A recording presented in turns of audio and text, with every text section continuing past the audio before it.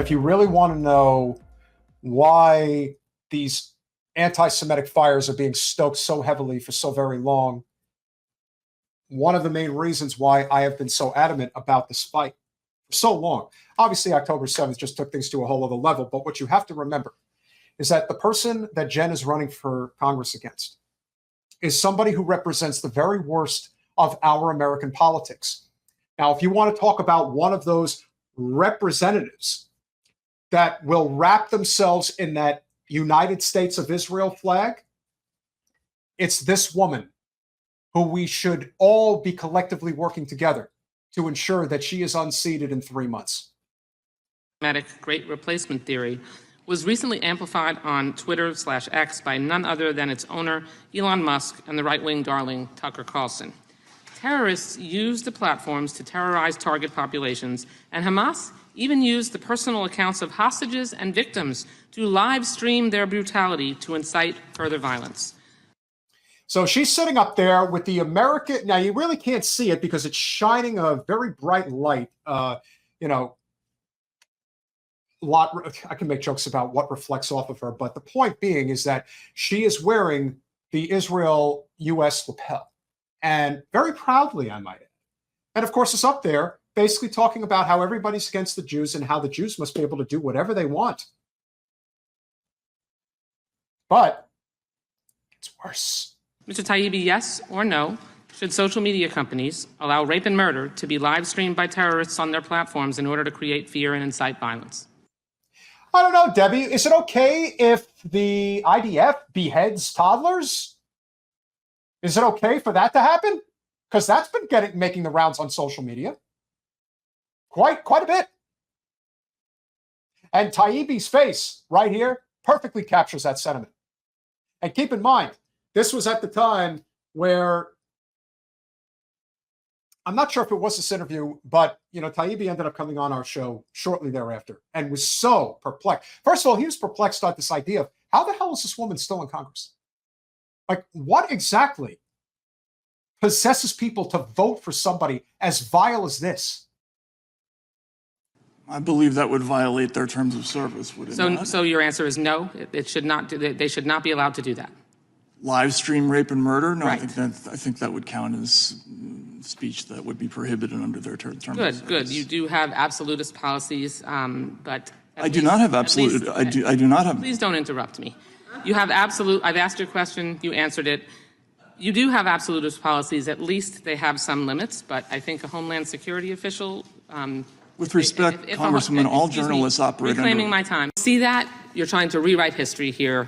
A few months ago, Mr. Kennedy, you compared COVID public health policies to barbaric, murderous tactics of Nazi Germany, saying that Jewish people in Nazi Germany had more freedom than Americans facing COVID health restrictions. In hindsight, Mr. Kennedy, do you reject this absurd and deeply hurtful and harmful comparison, or do you still stand by it? Congressman, what you are saying is a lie. That you said it. I did not. I never continued. Okay. I never, ever Mr. Chairman, I'm happy to answer into the record. He really has a very hard time allowing other people to speak. It is one of the most underhanded tactics of a grifting manipulator, because that is what she is. She is working on behalf of corporate special interests, period. That's her MO. This is what she does. And so even for somebody like Bobby Kennedy, who is an avowed Zionist, as sickening as it is to say, but even she figures out a way to make him look like a victim. And Mr. Kennedy said that. I reclaim my time. Unpledged delegates exist really to make sure that party leaders and elected officials don't have to be in a position where they are running against grassroots activists in this region. You see, when you admit that the reason we rig primaries like you did against Bernie Sanders, it's to reaffirm this notion that this is a career, as Greg Stoker said earlier.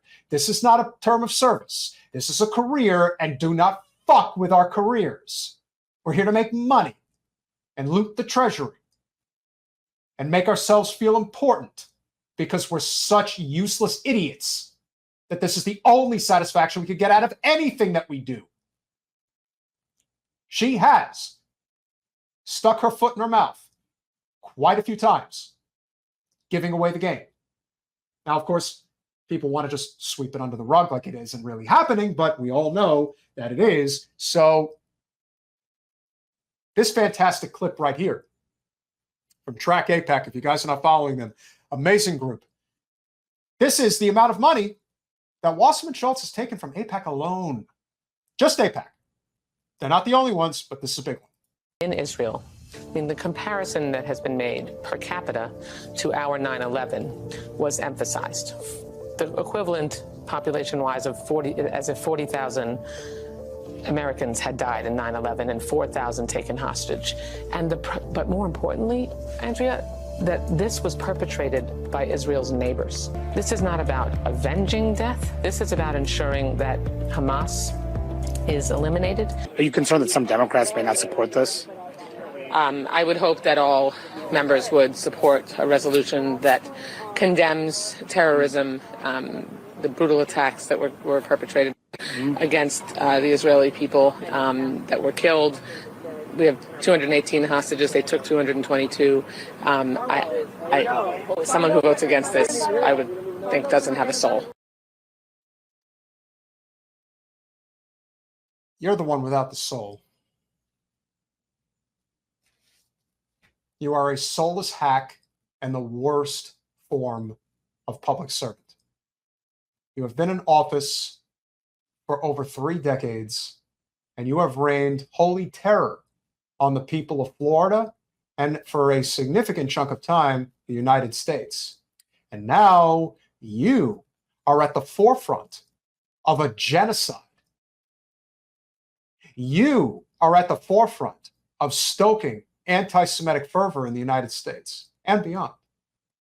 You are an insider trader of the highest order, including a war profiteer, which, as far as I'm concerned, should put you in prison for the rest of your natural life. You are the person who was at the controls that ensured not only that Bernie Sanders would be screwed out of the presidential nomination,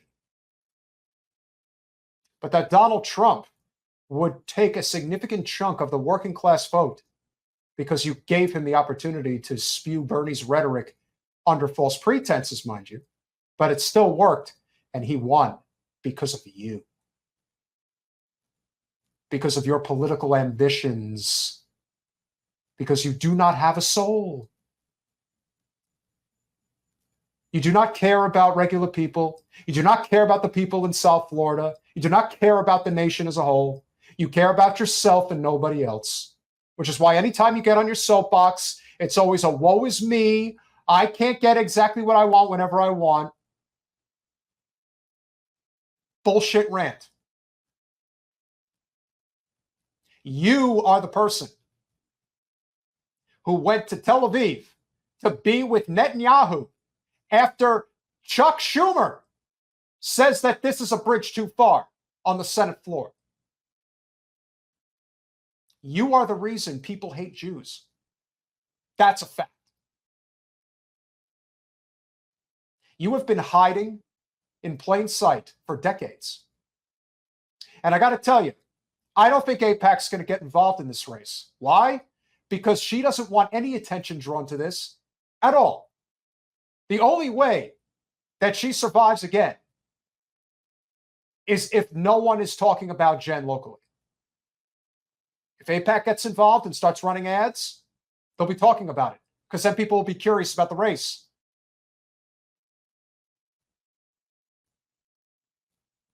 When people hear her and they see her, they reject her. But we are in a tricky spot down here. So if you want to see her go, don't sit on the sideline. You know how to get involved. Sign up to volunteer.